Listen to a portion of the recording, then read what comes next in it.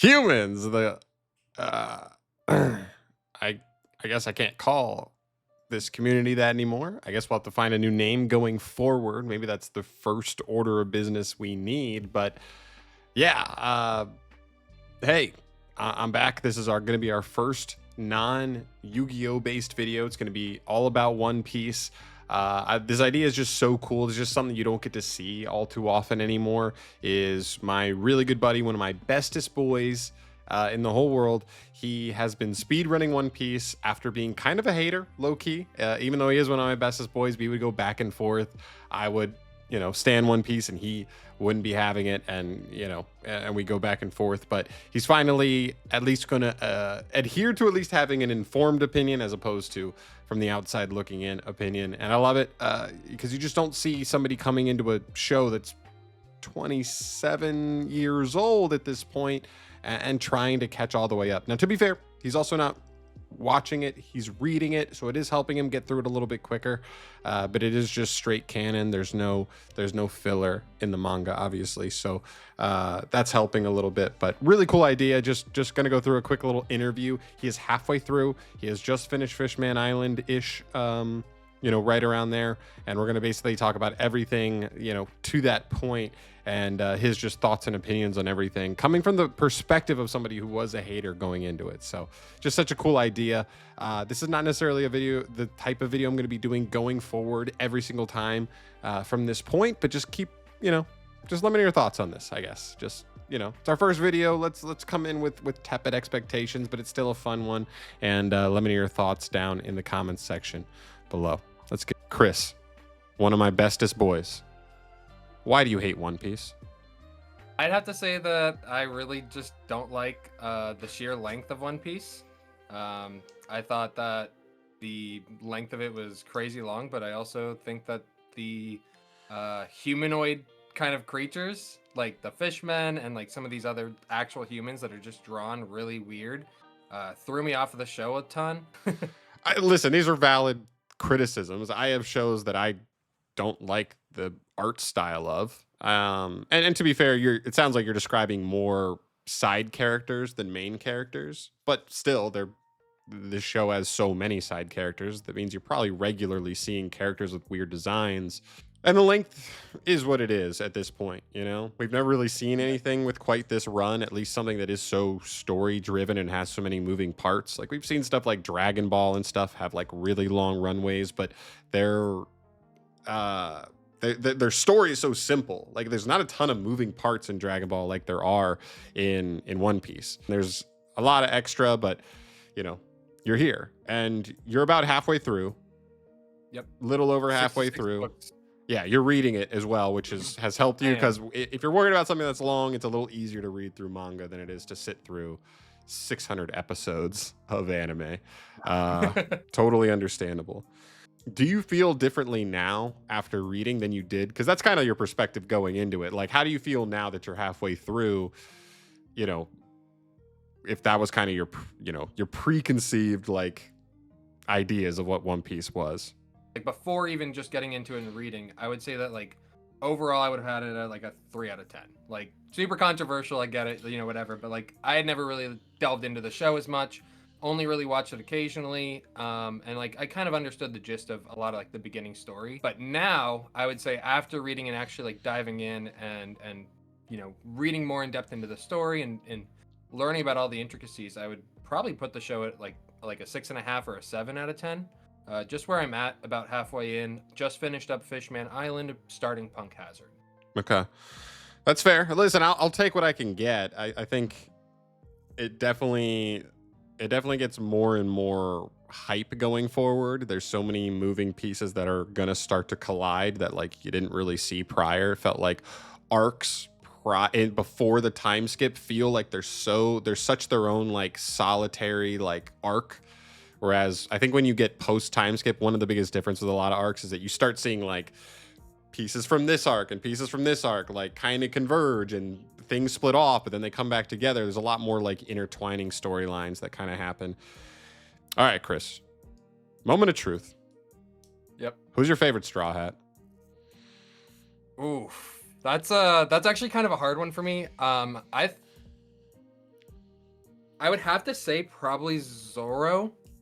And it's kind of funny because he goes by Zolo in the manga itself. Yeah. But Zoro's probably my favorite right now. I just really like, I mean, one, swordsmith. Like come on. Like he uses swords, and he not even just swords. He has a 3-sword style that's just unique to him. So it's like really cool, really intricate. And I mean, what kid doesn't love a good swordsman, right? I also think that his story and his drive, like his backstory and his drive, the reason why he wants to kind of pursue being one of the greatest swordsmen, is such a unique story, and I really liked it a lot. It made me connect with him a lot more. Mhm. So I think that like kind of all plays into why I like him so much. Hell yeah.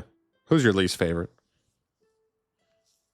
I'm gonna get a lot of hate for this, but I have a clear least favorite, and it's Usopp. Oh, I can't stand Usopp. I don't even know if you'll get that I much hate for it, to be fair. I think a lot of people's Probably least favorite not. Straw Hat is Usopp.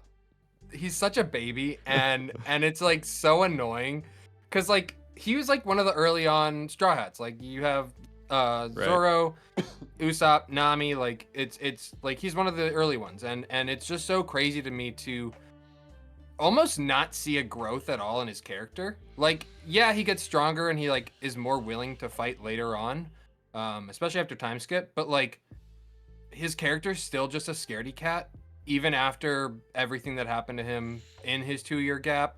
I don't know. I just can't get behind him, and the fact that he's like, especially early on, one of the things I hated the most was like he was so cocky, so confident, always tried to become the captain when he clearly wasn't. Things like that just really pissed me off. And then in Water 7 especially, we all know what happened there. Yeah. I mean, there was just no redeeming quality for me. Like, I feel like he was better as Sniper King. Yeah, my feeling on Usopp at this point is tough because like obvious, and he did get stronger, and he is maybe slightly less of a wimp post time skip, but he's still a wimp. Largely, and you'll see in upcoming arcs a big criticism is like Usopp doesn't do enough. He doesn't have many moments, and maybe that's a syndrome of when you keep building out the Straw Hat crew, it's hard to give every Straw Hat in the crew a sick moment in every arc. Like you just have too many. Like otherwise arcs just keep getting longer and longer. But the other thing for me is his whole thing is like Elbaf. Get back to Elbaf. Go to Elbaf. We're in Elbaf now in the manga. If Usopp does not like see some significant character growth in like becoming the brave warrior of the sea that he wants to be in Elbaf, like literally since the beginning of the series, like he's been aiming to get to and to see the warriors, like the giant warrior, you know, where they live and how they kind of came up. Like if that doesn't do it for me, if he doesn't get any growth there, I'm gonna be like, what are we doing here? It's the same guy. If that doesn't show you some growth, then I'm like, I don't know what to do with Usopp. All right, Chris. One thing that I really experienced my first time experiencing One Piece as a whole, every new arc, you're like, especially early on, they're like picking up a new crew member like every arc. Is there one character that you really wanted them to add to the crew to join the Straw Hats but never did, that you're like, that's the one, man, that would have been so cool, that's my favorite non-Straw Hat that like I wish joined the crew but didn't? I think in each arc there's definitely like a character that you wish joined the crew. Like for me, like in Alabasta, it would have been really cool to see Vivi join the crew. But like obviously she couldn't because of her, you know, she's a princess, she has to like rule the kingdom and like help her dad and all this other stuff, and like I totally get it, right? Yeah. But it would have been just cool because, you know, you have another female character who's like part of the Straw Hats. You also have, she seemed very strong-willed. She seemed like she would have been a good help, especially with like them navigating a lot more of like the intricacies of like the power struggle with like the government and other things like that. It feels like she could have been kind of like a liaison almost between them. Maybe that she had, yeah, like that's kind of like the where I took it with her. Another one was Boa Hancock. No, you're crazy. I would have loved to have her like because you know, like Sanji, you have him as the side character who's like fawning over all the women. I thought it would just been like a fun little like contrast to that, where you have Boa just fawning over Luffy at all times. Like I Sure. thought that would have been like a cool little fun, like give and play kind of thing within the dynamics of the Straw Hats. I also think she's really cool. I think her powers are pretty sick. I would have said no way for Boa like back then, but literally like referencing some of the most recent chapters which have shown some stuff in the past, it actually like almost does make a little more sense. So yeah, like so you're gonna go through multiple long ass arcs coming up, and you're gonna be like, is it him? Is it him? Nobody's really gonna join for a while until, you know, we'll see what happens going forward. But it's interesting. All right, so we talked about all of your favorite kind of protagonists, Chris. Who's your favorite villain so far? Because One Piece is known for having a lot of good villains, but who to you has felt the most impactful so far? You got some good options with Enel or Eneru. I guess I don't know in the translation you've been reading, but Yeah, it's Crocodile. Eneru in the manga. Okay, Crocodile. You're coming up on somebody else. There's other ones, but yeah, who's your favorite villain? And I think this can extend into Marines as well. This Marines low key are villains in this series, depending on which Marine you look at. I think I kind of have one for both, and I wouldn't even really consider them both true villains. So for like the Marine side, I would say a Koji is kind of like a villain in some sort. Oh, Aokiji. Aokiji. Yeah. It's kind of hard like reading and, I know. and trying to figure There's out too many names. pronunciation. I got you. Yep. There's a lot. There are a lot of names. The That I will ice, definitely the guy with the ice devil fruit. The ice guy that you meet on the Long Island, I think is what it's called. Yeah. Um, Long Ring, Long Land. Yeah. Yeah. He's not necessarily a villain per se, but like he does impede the Straw Hats a little bit while also helping them. Like the whole thing with him and Nico Robin, him fighting Luffy but then letting Luffy go. I think to me, like as far as Marine guys go, he's super cool. I really like his kind of design. I just got to the part where I find out that him and Akainu, I think is how you pronounce it, right? Yeah. Him and Akainu had just like fought to become the naval leader, I think it was. Right, to become the new fleet yeah. admiral or whatever the title is. Yeah. And when he just Sengoku lost. stepped down. Well, you know, Yes. you fought ice with lava, you know. Yeah, it's kind of tough. Totally understand that. And then I guess in terms of like pirate, I would probably say Doflamingo. Even though you haven't even seen his arc yet. That's crazy. Yeah, you don't even have like a ton of stuff, but like just from what you do see of him, he's kind of seems like really unhinged. And he also like, I mean, just alone in Marineford, you literally see him turn on one of the 7 warlords of the sea and just start attacking him, which is just insane. Like he's just like at a flip, just I don't care, I want to fight and you're my target kind of deal. You know, he just seems really unhinged, and he seems like he would be very destructive, especially further down the line. And I believe he's Dressrosa, right? If I'm not mistaken. So I'll be seeing him pretty shortly here. Yeah. Yeah, I think unhinged is definitely a good word for Doflamingo. You'll see more when you get to Dressrosa. Cool. So we've covered villains, we've covered Straw Hats. How about just best girl? This is an ongoing discussion. You'll see Nami, Boa, Nico at the top, Robin, and I mean, I don't know. Do you have a flyer from left field, or are you going right down the middle here? Who's your best girl for One Piece? I'm going right down the middle, but it's not even for the same reasons that like a lot of other people I would imagine are going for her. Okay. Mine's Nico Robin. But I really like her storyline specifically. I really like her storyline with the Poneglyphs. I really like her just kind of historical aspect in the entirety of the show / series. I think that like realistically, like just the Poneglyph side of like stories, if she wasn't even like part of the Straw Hats, or if she was like a side, like more of a side character, I feel like she could have her kind of own spinoff of just like uncovering the history of the 100-year gap. I could see that. I think it would make for a great story all in all. Like I kind of like those like more historical aspect stories too. And that's kind of why I like her a lot. I also think her devil fruit power is pretty sick. Yeah, it is cool. Just being able to have like hands, legs, just appendages just kind of show up out of nowhere. It is a This is crazy kinda devil cool. fruit that it's one of those devil fruits. I think it's one of the hardest power crept devil fruits in the entire series. Where like pre time skip, her devil fruit actually feels like honestly pre Water 7, her devil fruit feels so broken. And then you get to Water 7, you're like, oh, every CP9 agent has iron body. So if she tried to like put like grow hands on him and hit him with something, they would just go iron body and she just wouldn't even be able to move them. Like Yep. she got crept so hard. She's still relatively strong, but like, she really got hit with the power creep hard as hell. But yeah, she's fun. I think like you said, her having more story involvement with the poneglyphs and everything could lead her more to have more going on than like Zoro. Zoro wants to be the best swordsman. He's gonna fight Mihawk. Yeah. He'll be the best swordsman. Sanji's gonna find the all blue. Cool. Chopper wants to be a good doctor. Usopp wants to be a good whatever. All that stuff. Like Nami and Robin probably low key have the most.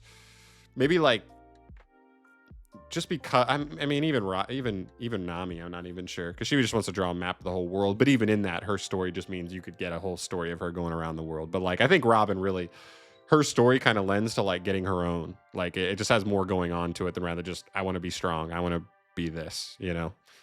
We've gone through all the character questions I have. How about arcs? So far, what is your favorite arc in One Piece and why? Ooh.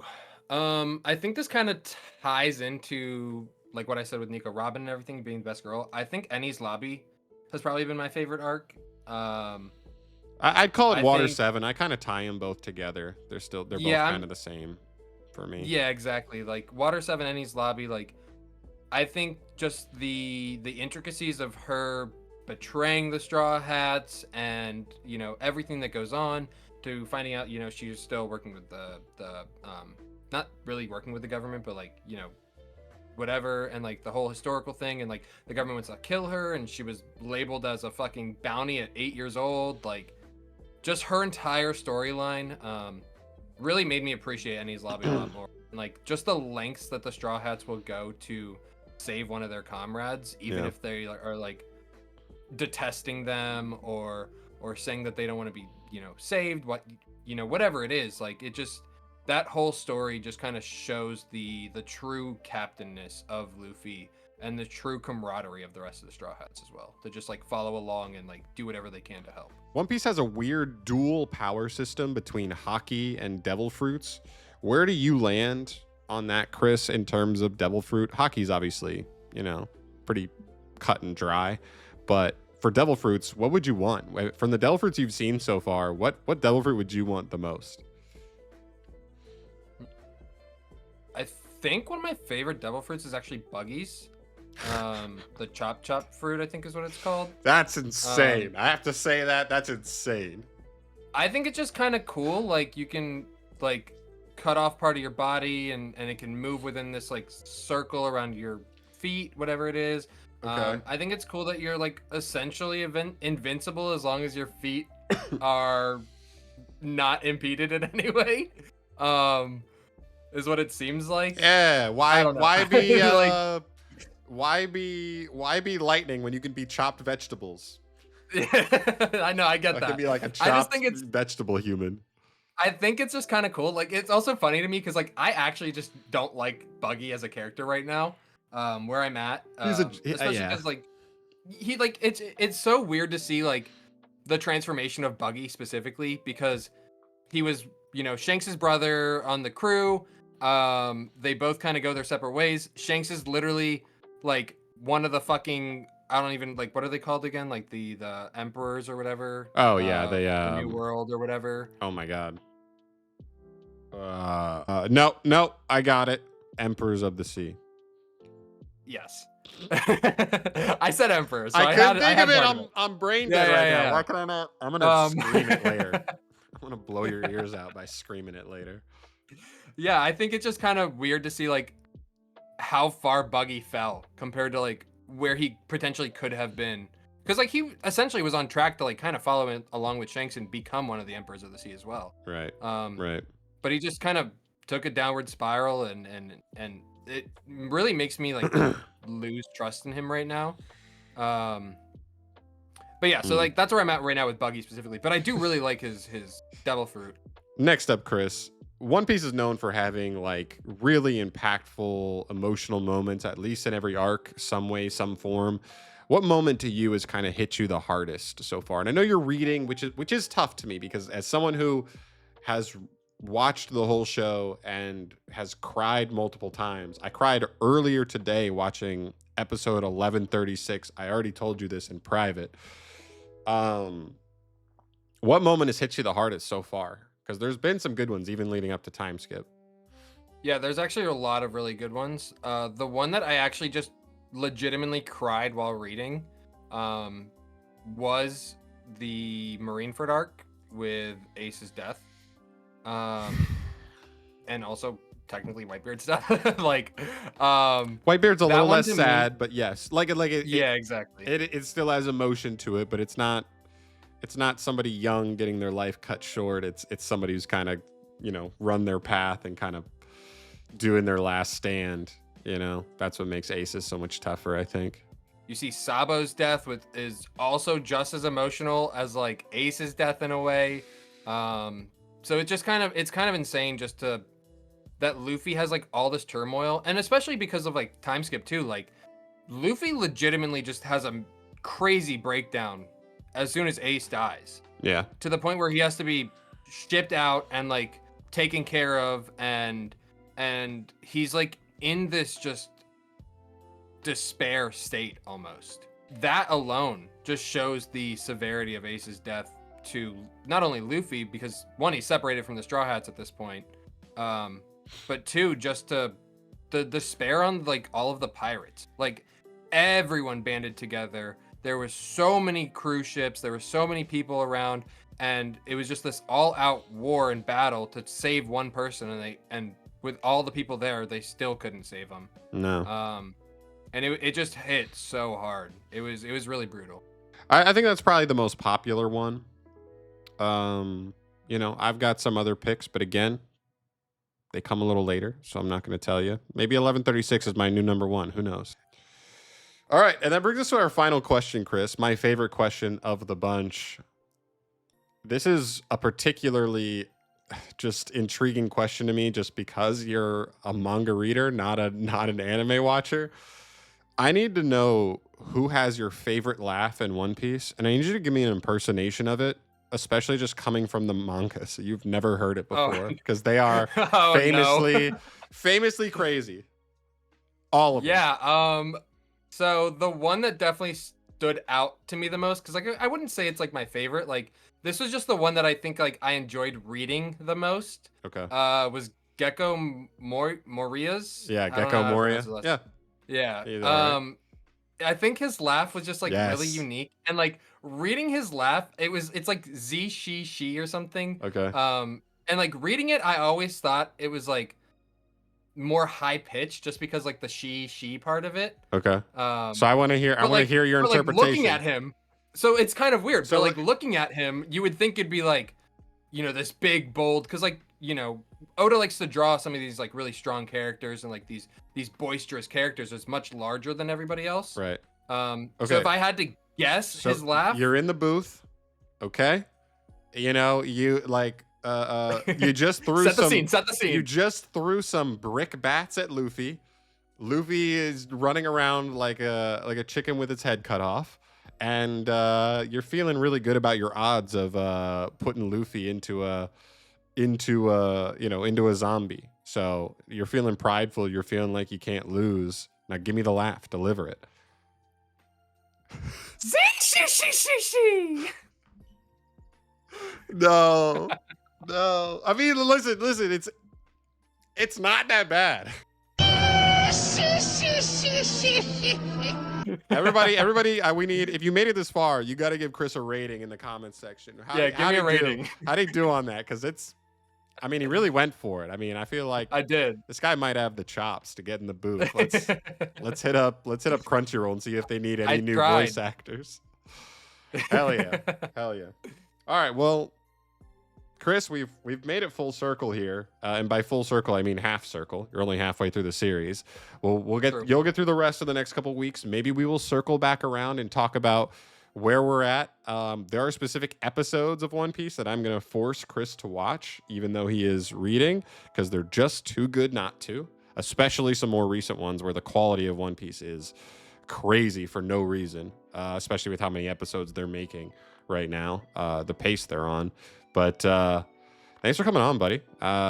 It's a really cool perspective, and I know you're not all the way in, and some people may be sad that you're not giving it a 9 out of 10. It's not on your top 10 anime list of all time, manga list of all time, but I'll take it. And honestly, just you being more, at least you have an informed opinion as opposed to just you assuming things about the show going forward. So I like it. Yeah, I'm definitely really excited to like kind of continue reading and like seeing what's gonna happen throughout the story. I personally don't think I'm gonna really rate it again until the story concludes. It's fine. I think like my rating will definitely go up a little bit, just based off of what you're telling me about the anime adaptation and like just the way, because like the flashier style drawings, things like that. So I'm eager to see how it goes, and I don't know if it'll ever be a 10, but I am excited to just kind of see where it goes and to continue pushing on this journey, because it's been a journey. We're 2.5 weeks in, so I'm on pace to be done before the end of the month. I honestly can't believe the pace you're on. I could do that for like 4 days and I'd be burnt out on whatever I'm reading to read at the pace you're on. So bravo to you. You're sticking with it. It's keeping you entertained enough for you to not just want to completely chuck it into the garbage. But I respect it, and we respect you for it. Thank you. Yeah. All right, guys, we're out of here for today. Thank you so much for watching. As always, let me know your thoughts down below on this video. It's our first video with the new direction of the channel. I want to hear what you guys think. This isn't the like main form of content I plan on making really going forward, but we just thought this was a cool idea to kick the new direction of the channel off with. More stuff coming soon. Let me know your thoughts. We'll see you in the next one. Peace.